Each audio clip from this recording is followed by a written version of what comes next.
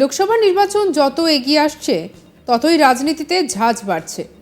তবে দলের কাজ করার জন্য কখনো স্কুল বন্ধ করে দলীয় কাজ করতে শুনেছেন? হ্যাঁ, তেমনই অভিযোগ এবারে সামনে এসেছে। যেখানে রাজনীতি চলছে, স্কুলের পঠন পাঠন বন্ধ করে কাদের বিরুদ্ধে অভিযোগ জানেন?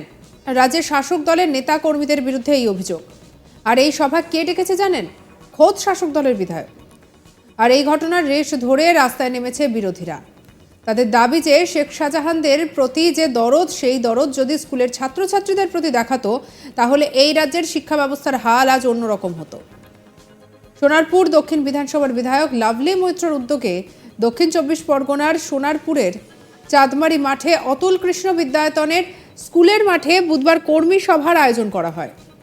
স্কুল বন্ধ রেখে এই সভা করার অভিযোগ উঠেছে তৃণমূলের বিরুদ্ধে। আর এই বিষয়ে যাদবপুর কেন্দ্রের বিজেপি প্রার্থী অনির্বাণ গাঙ্গুলি বিষয়টিকে দুঃখজনক এবং ধিক্কারজনক বলে অভিহিত করেছেন। তার দাবি, কিছুদিন আগে নরেন্দ্রপুর স্কুলে ঢুকে শিক্ষককে মারধর করার ঘটনা ঘটে। এই রাজ্যের ভবিষ্যৎ নষ্ট করতে চাইছে তৃণমূল।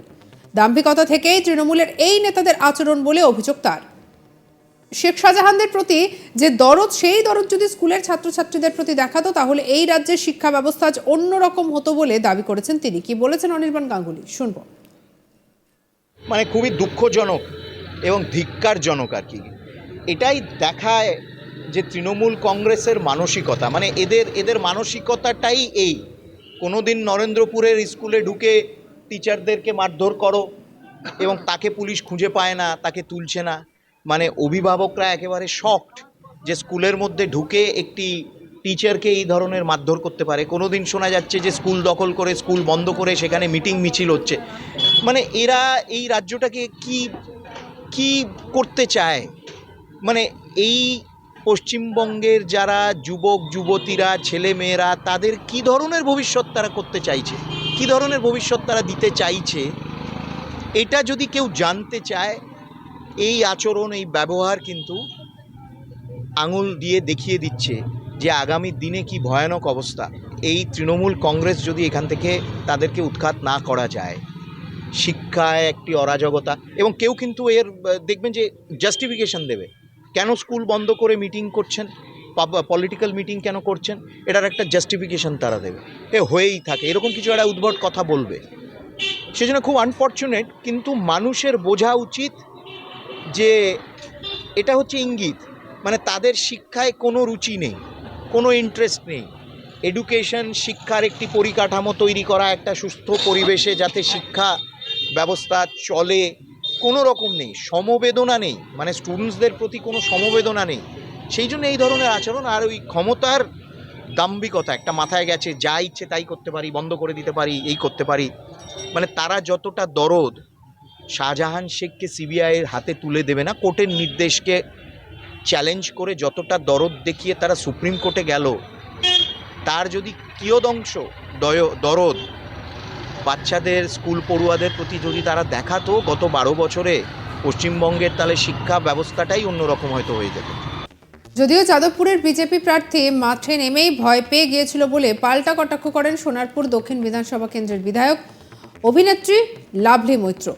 বিজেপি প্রার্থীর এই মন্তব্য ভিত্তিহীন বলেই জানান তিনি। এই বিষয়ে স্কুলের প্রধান শিক্ষিকা মনামী নাথের সঙ্গে যোগাযোগ করা হলে তিনি বলেন, ইলেকট্রিকের কাজের জন্য স্কুল বন্ধ রাখা হয়েছে, আজকের মধ্যেই কাজ হয়ে যাবে এবং আগামীকাল ফের স্কুল যথাসময়ে খুলবে বলেও জানিয়েছেন তিনি। কি বলছেন লাভলি মৈত্র, শুনবো।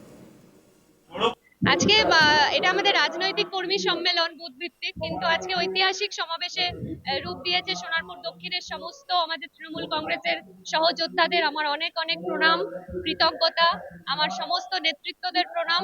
আজকে প্রমাণ করে দিয়েছে সোনারপুর দক্ষিণের মানুষ যে আগামী লোকসভা নির্বাচনে 1 ইঞ্চিও জায়গা ছাড়া যাবে না, এবং জগাই মাধাই গদাই আমাদের বিজেপি, কংগ্রেস, সিপিএম যেই আসুক না কেন, তৃণমূল কংগ্রেসের জয় জয়কার হবে। চারিদিকে মানুষ তৃণমূল কংগ্রেসের যে প্রার্থী তাকে বিপুল ভোটে জয়লাভ করবে, এবং আগামী দিনে আমাদের যে জনগর্জন সভা আছে ব্রিগেডে, সেটা ঐতিহাসিক ব্রিগেডে রূপ নেবে। দেখুন, এখন মাঠে নেমেই যদি এত ভয় পেয়ে যায় যাদবপুরের প্রার্থী, তাহলে তো এখনো তো দিন বাকি আছে, লড়তে হবে তো।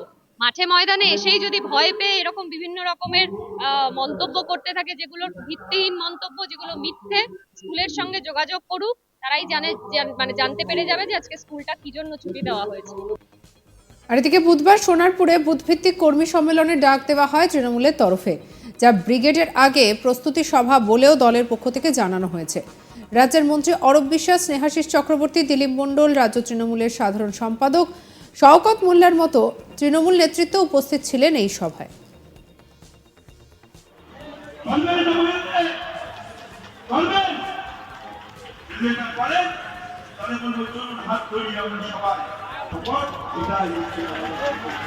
সবাইকে অসংখ্য ধন্যবাদ, অভিনন্দন জানিয়ে আমার বক্তব্য শেষ।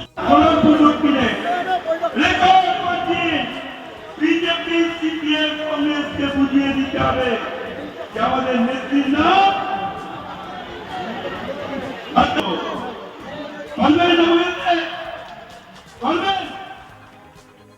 আর এদিকে লোকসভা নির্বাচন যত এগিয়ে আসছে ততই রাজনীতিতে ঝাঁজ বাড়ছে।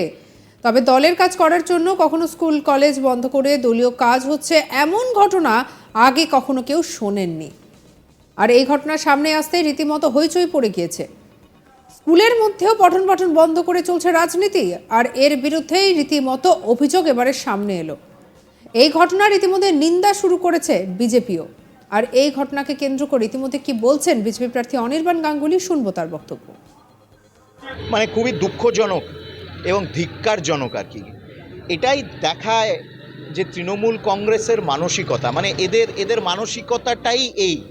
কোনোদিন নরেন্দ্রপুরের স্কুলে ঢুকে টিচারদেরকে মারধর করো এবং তাকে পুলিশ খুঁজে পায় না, তাকে তুলছে না।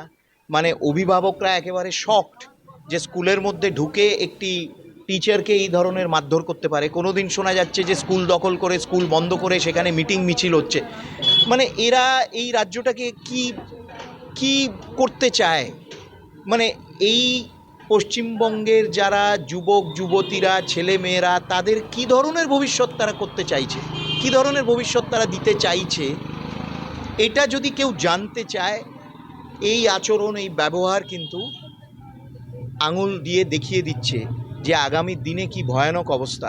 এই তৃণমূল কংগ্রেস যদি এখান থেকে তাদেরকে উৎখাত না করা যায়, শিক্ষায় একটি অরাজকতা, এবং কেউ কিন্তু এর দেখবেন যে জাস্টিফিকেশন দেবে কেন স্কুল বন্ধ করে মিটিং করছেন, পলিটিক্যাল মিটিং কেন করছেন, এটার একটা জাস্টিফিকেশন তারা দেবে। হয়েই থাকে, এরকম কিছু একটা উদ্ভট কথা বলবে।